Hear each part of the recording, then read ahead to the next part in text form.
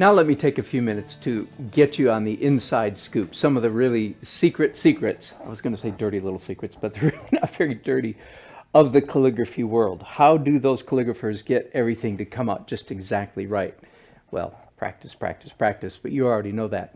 Here's another secret that you really need to know about, and that is the light table or the light board. You've been watching me do all of my exercises so far with a simple piece of frosted milk-colored plexiglass on a plain old board. A brick, a stack of books would work. I do that so that you don't feel like you have to go out and buy some fancy table or equipment to get started doing your calligraphy. You can do it with something just that simple. Glass would work as well. It's more breakable, of course, but glass, plexiglass. And one of the tricks that all of us calligraphers use is tracing. So you really are going to want either a light table or just stick a light bulb underneath here. That's good enough. If you can get access to some kind of light table, like or light board like this is a good idea. This is LED lit so that you can trace things. Now, I have a piece of practice here. This is my rough sketch of a quote from Tolkien. I was thinking the other day, well, what would be the perfect, subject matter? A scripture verse is great in Gothic, any old quote, and of course, Lord of the Rings. That's very Gothic-ish, don't you think? So this is a quote from Tolkien, and this is my rough sketch. Now, some people, if they saw it, they would say, rough sketch, it looks pretty good, that kind of thing. They're trying to be nice, butter me up, that kind of thing. But really, if you start looking very carefully, you can say, oh yeah, I see what you mean. This row of type kind of sags a little bit small there, and there's some spacing issues, some angle issues. This is what I would do, and it's what most professional calligraphers do when they're going to produce their masterpiece. You do it not only once, maybe twice, maybe 3 times, and then you get a light table, tracing each time and making corrections. Does that make sense? So if I were doing this again, I would say, for instance, the gap between this I and this S is too wide. That's a correction I would make. In fact, the gap between the N and the O is a little bit too wide. This sags down, so I may even go ahead and mark these things. Way down here, there's a really bad gap. While I'm on the subject of gaps and so forth, let me mention that one of the most important aspects, characteristic features of all calligraphy is letter spacing. How much space do you put between each letter? And please understand that it is not a matter of mathematics or measuring. It's an eyeball thing. You want each word to have a uniform grayness. Can I use that term? You don't want some parts of the word looking dark and other parts of the word looking light because there's too much gap and so forth. So you're going to use your eye to make sure that the letters are spaced the right distance from each other. In fact, sometimes you're actually going to squeeze up a letter, make it take up less space so that you can achieve this evenness, this even effect. Does that make sense? Other times you may want to stretch out a letter just a little bit so that you have this feature going on where each word is a uniform gray, a uniform darkness from beginning to end.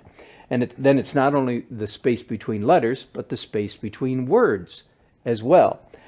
And the space between lines of type. How much space do you put between each of these? Well, again, that's your call, that's your judgment. I'm pretty happy with the space that's here. I like the line spacing there. I'm fine with that. But there are a lot of other details in here that need work. So if this was my practice sheet, then I would take my final sheet. Let's say I'm going to go this way with it, and I'm going to tape it down so it doesn't move. And then I would pick up my pen. Let's see if I have one just about the right width for that. And I can use my earlier practice sheet now as my pen starter. Do you see that? Because this just practice. And then I would start tracing the letters, not tracing perfectly, but making, in fact, little tiny improvements all the way along. Does that make sense? So I want you to understand that that's the way most calligraphers, now there are, of course, in the world, there are many masters that perhaps don't have to do some of this, but most of us mere mortals have to have a support structure like this in place so that we can still produce a piece that looks absolutely perfect, but we use a light table, a tracing table, to accomplish it. So let's see, I would look at this letter T and say, is that just where I want it? And in this case, I think it is. So I'm going to trace that letter T, again, making little improvements on the first one as I go. And then the next question is that the next word, is that where I want it? And the answer in this case is no. So let me, rather than, I could just move the letter I want to move it to the left, or I can do this. I can pick up my paper, pull the tape off, and then reposition it so this next letter is where I want it. Am I making sense to you? So instead of making my tracing make the corrections, I simply pick up the paper. Now that letter I is right where I want it in relationship to the letter T at the end of the word it. I think you're getting this. It's all very, very common sense. And let's see, that I, the dot on that I was a little low, so I'm going to raise it up. Likewise, etc., etc., etc. I would make changes. Now I need to move this over again in order to get the S in the right position. But I won't bore you with those details. Does that make sense? I hope that really frees you up a lot to see, oh, well, if I do that, then I can produce a masterpiece too. And that's exactly the way I want you to think. You may even go through this tracing process, as I said, 2 or 3 times. Just one other element I'm going to mention, and that is where do your lines start and end up. Let me turn this light off so we can just see it in normal light. Here we go.